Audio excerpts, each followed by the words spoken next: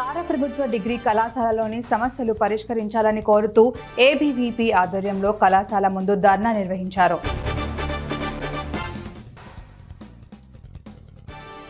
ఎన్టీఆర్ జిల్లా Ibrahimpatnam ring road వద్ద 25 టన్నుల అక్రమ రేషన్ బియ్యంను పోలీసులు స్వాధీనం చేసుకున్నారు.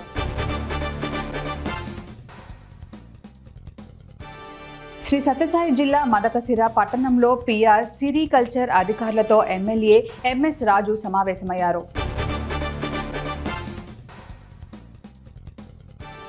తిరుమలలోని రుయా ఆసుపత్రి ఎదుట నర్సులు సోమవారం ఆందోళన చేపట్టారు. ఓ వ్యక్తి దాడిలో కాంట్రాక్ట్ నర్సు తీవ్రంగా గాయపడిన సంగతి తెలిసిందే. దాడికి పాల్పడ్డ వారిని కఠినంగా శిక్షించాలని కోరారు. నర్సులపై పని భారం అధికంగా ఉందని వాపోయారు.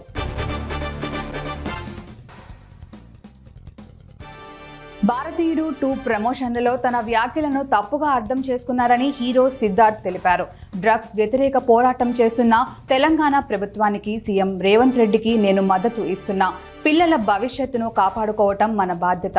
మంచి సమాజం కోసం ప్రభుత్వంతో కలిసి సినీ పరిశ్రమ పనిచేయాలి. నా కెరియర్లో నిత్యం సామాజిక అంశాలకు మద్దతిచ్చా, ఇకపైన కొనసాగిస్తా అని వీడియో రిలీజ్ చేశారు.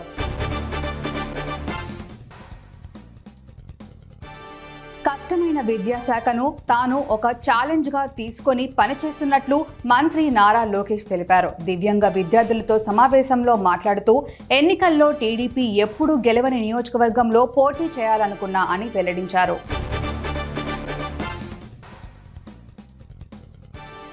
బోయినపల్లి మండలం తడగొండ గ్రామంలో పోలీసుల అవగాహన సదస్సు సోమవారం నిర్వహించారు.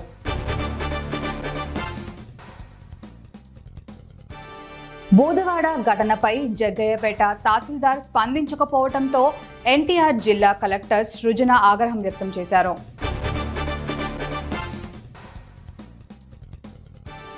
వర్ణి మండల కేంద్రంలో మండల అధ్యక్షులు కులకర్ణి సురేష్ బాబా ఆధ్వర్యంలో రాష్ట్ర ఆగ్రో ఇండస్ట్రీస్ చైర్మన్ గా కాసుల బాలరాజుకు పదవి వరించడంతో సుభాష్ చంద్రబోస్ చౌరస్తా వద్ద బాణాసంచా కాల్చి మిఠాయిలు పంచిపెట్టారు.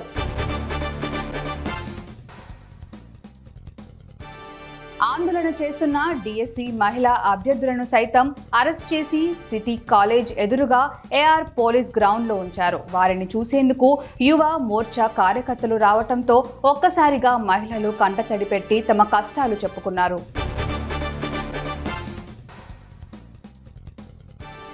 మెదక్ జిల్లా నర్సాపూర్ నియోజకవర్గం వెల్దుర్తి మండల కేంద్రంలో ఆషాఢం ఉత్సవాలు ఘనంగా ప్రారంభించారు. ఆషాఢ మాసం మొదటి సోమవారం పురస్కరించుకొని గ్రామంలో గ్రామ దేవతలకు బోనాలు సమర్పించే కార్యక్రమాన్ని గ్రామస్తులు ఘనంగా నిర్వహించారు.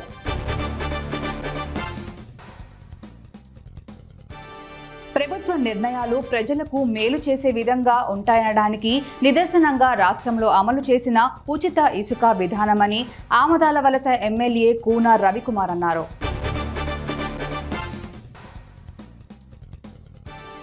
బోయినపల్లి మండలం తడగొండ గ్రామంలో పోలీసులు అవగాహన సదస్సు నిర్వహించారు.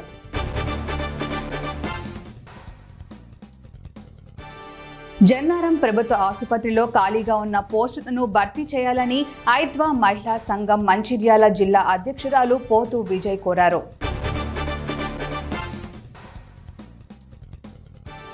తెలంగాణ పోలీసులు డిఎస్సి అభ్యర్థులను అరెస్ట్ చేసి సిటీ కాలేజ్ గ్రౌండ్లో నిర్బంధించగా గత రాత్రి వారికి మంచినీళ్లు అందించడానికి వెళ్లిన బీఆర్ఎస్ నాయకుడు మన్నే క్రిశాంక్ మీద పోలీసులు చేయి చేసుకున్నారు.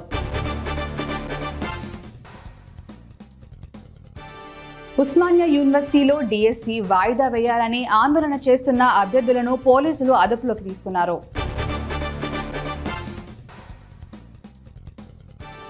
బొంసపేట మండలం రేగడి మైలారం గ్రామంలో గ్రామస్తులు కాటమరాజుకు పెద్ద ఎత్తున బోనాలు తీశారు. ఊరేగింపుతో భక్తులు మొక్కులు చెల్లించుకొని నైవేద్యాలు సమర్పించారు.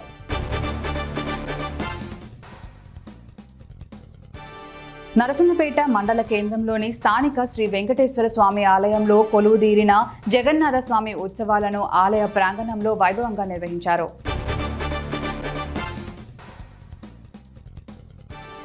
మహిళా మార్ట్ పేరుతో వసూలు చేసిన 15.90 లక్షల నగదుకు సంబంధించి లెక్కలు చెప్పాలని పొదుపు మహిళలు మధ్య బహాబహీకి దిగారు.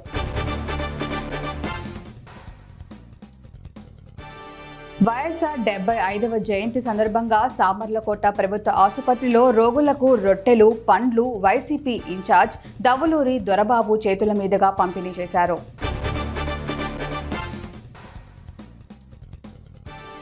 గత బీఆర్ఎస్ ప్రభుత్వ హయాంలో కొత్త కలెక్టరేట్, కమిషనరేట్ నిర్మాణానికి రైతుల నుంచి సేకరించిన భూమిని తిరిగి రైతులకు ఇవ్వాలని బీజేపీ సిద్దిపేట జిల్లా అధ్యక్షుడు గంగాది మోహన్ రెడ్డి డిమాండ్ చేశారు.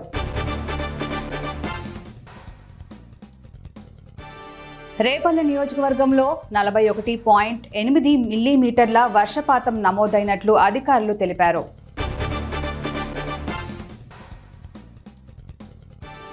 వరంగల్ ఎనుమాముల వ్యవసాయ మార్కెట్లో నేడు మిర్చి రేట్లు క్వింటా ధర కింది విధంగా నమోదు అయ్యాయి.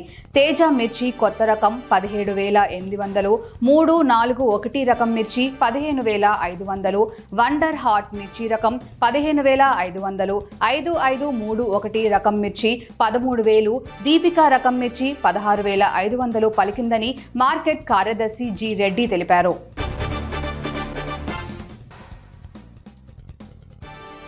మోత్కూర్ మున్సిపల్ కేంద్రంలో single window chairman Pelapudi Venkateswarlu మీడియాతో మాట్లాడుతూ జిల్లా టీఆర్ఎస్ పార్టీ అధ్యక్షులు కంచర్ల రామకృష్ణారెడ్డి ఎమ్మెల్యేపై చేసిన ఆరోపణలను తిప్పికొట్టారు.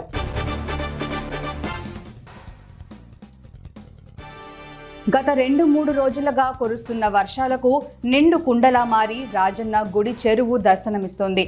మినీ ట్యాంక్ బండ్ పనులు సాగిస్తున్నాయి.